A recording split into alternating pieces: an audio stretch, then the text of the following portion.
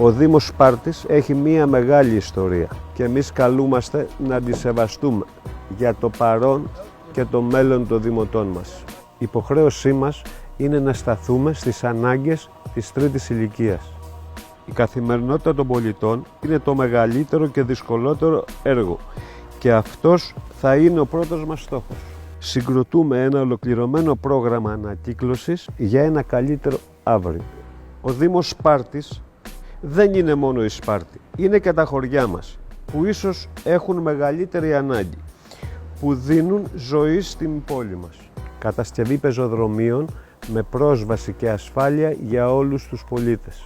Στηρίζω την Δία Τζανετέα γιατί έχει γνώσεις, έχει όραμα, έχει όρεξη για δουλειά και θα χαράξει νέα πορεία για το Δήμο Σπάρτης.